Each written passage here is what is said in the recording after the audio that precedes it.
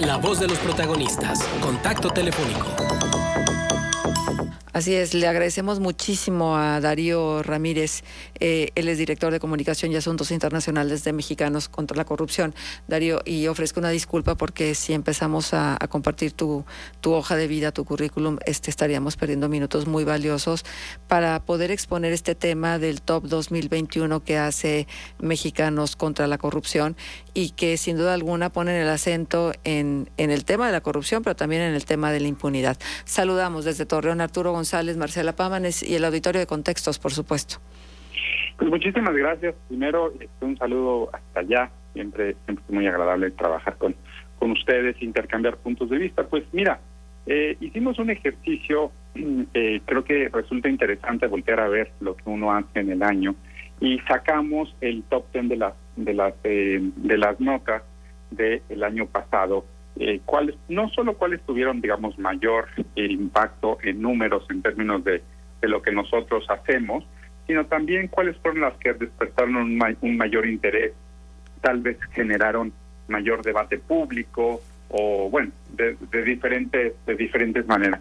Hay una que me parece que unas notas, les voy a decir algunas importantes, creo yo, que pueden resultar interesantes para la audiencia. Lo primero es que detectamos que hubo diferentes dependencias públicas federales a las cuales se les asignó que no son tan famosas, por ejemplo Segalmex, ¿no? Segalmex, que es la Seguridad Alimentaria Mexicana, que tal vez la gran mayoría de nosotros no la había escuchado. Resulta que de repente su presupuesto era muy abundante y daba contratos millonarios, ¿no? Millonarios hacia empresas fantasmas, hacia licitaciones cerradas por invitación o inclusive adjudicación directa. Entonces ese fue uno de los principales temas. Segundo, en prácticamente el 90% de las notas de periodismo de investigación que nosotros realizamos sigue existiendo esta figura que se consolidó en el sexenio pasado, que es las empresas fantasmas. ¿Qué quiere decir las empresas fantasmas? Bueno, empresas que en papel existen, pero que en la vida real no existen.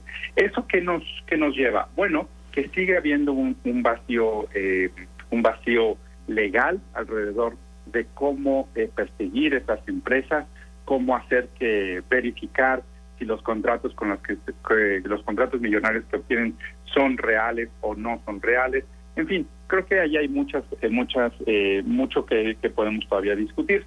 Una nota que más, digamos, con un sabor picoso por la afición que tiene el presidente de la República con el béisbol, fue cuando sacamos una nota sobre la remodelación del estadio de fútbol, digamos, que allí en Tabasco, que era, digamos, un lugar donde jugaba de niño el presidente de béisbol, y fue un contrato de 89 millones para poner alumbrado y bueno, modernizar un parque pequeño de béisbol. Estos son algunos de los temas. La investigación completa de estos 10 notas está en nuestra página contralacorrupción.mx, pero no sé si tienen alguna pregunta específica y con mucho gusto se la resuelvo. Claro que sí. La pregunta es, mucho de lo que se investiga es por la labor periodística, por las notas que se obtienen. Si fuera desde el gobierno, ¿cuántos de estos casos conoceríamos? Pues menos del 10%. Creo que aquí, bueno, ustedes mismos lo hacen.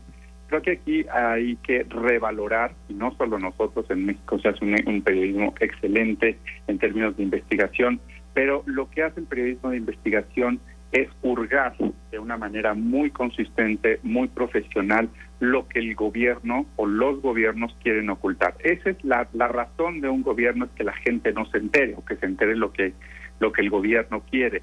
Entonces, la labor periodística en México es fundamental, porque solo a través de, llamémosle así, de escándalos noticiosos, pues muchas veces se puede mover un poco el péndulo, ¿no?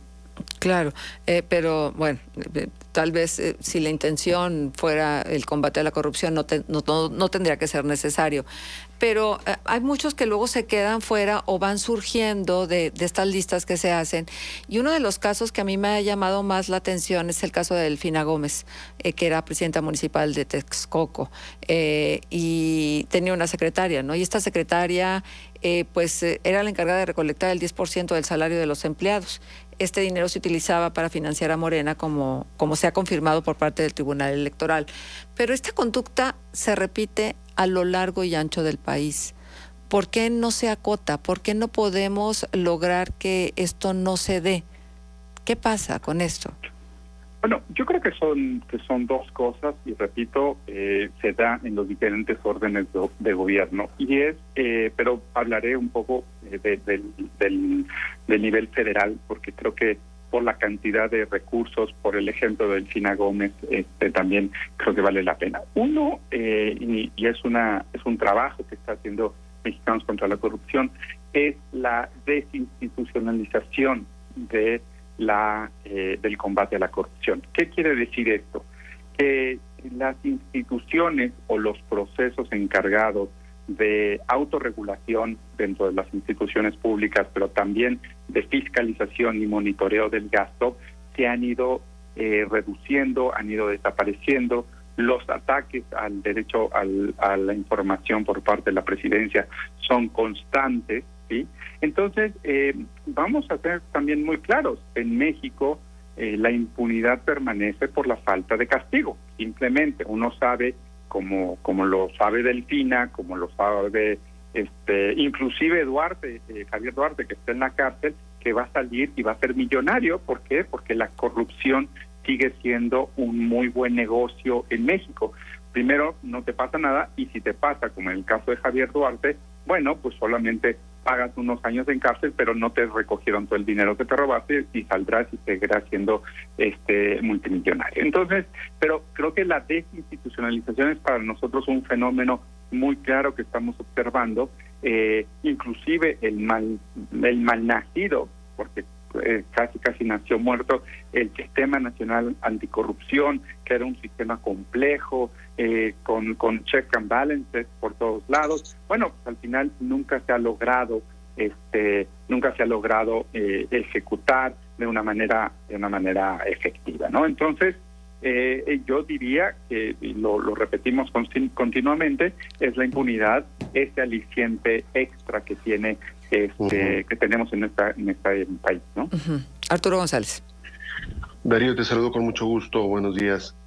Sobre esto que platicas de la desinstitucionalización, que es un fenómeno preocupante en este gobierno, luego parece que toda institución que no funciona hay que desaparecerla y no corregirla, ¿verdad? Pero quiero preguntarte también, ¿qué papel ha jugado la simulación? Porque instituciones ha habido, hay un supuesto entramado estructural, institucional, para supuestamente evitar los desvíos, la corrupción, para que se castigue cualquier desvío, que no ha funcionado debidamente y que parece alentar la política del actual presidente de desaparecer instituciones.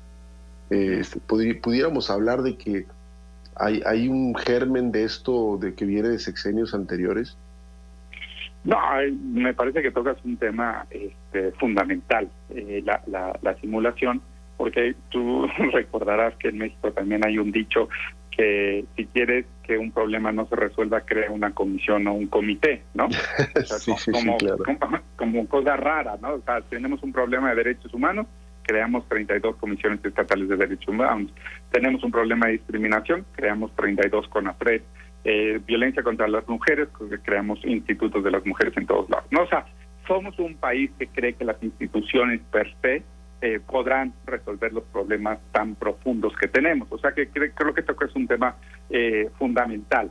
Ahora bien, aquí creo que hay que...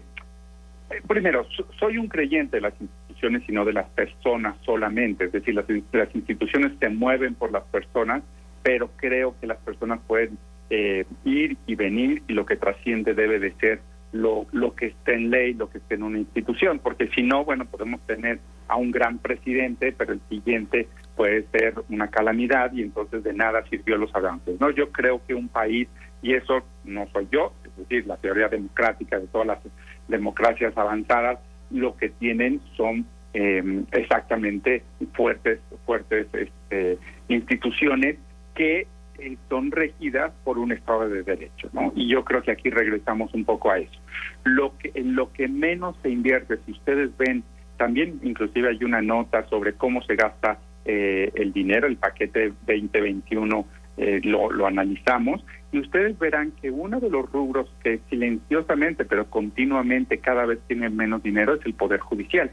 Y no estoy hablando de los excesos de la Suprema Corte, pero en general, en lo que menos se invierte es en la justicia, no como en la seguridad pública y en otros problemas graves, pero en este caso, si le damos tan poco peso a la justicia y cada vez le damos menos dinero para que se fortalezca, profesionalice, crezca, etcétera, pues entonces los casos de corrupción, repito, siempre serán anécdotas. ¿Por qué? Claro. Porque no hay un verdadero castigo, claro, porque se sabe que eso puede suceder, ¿no? Así es. Darío, el tiempo nos ganó desgraciadamente, hubo alguna situación ahí con nuestras líneas telefónicas, pero estamos comprometidos para seguir teniendo esta plataforma para saber lo que hace Mexicanos contra la Corrupción. Pues con mucho gusto. Muchas gracias.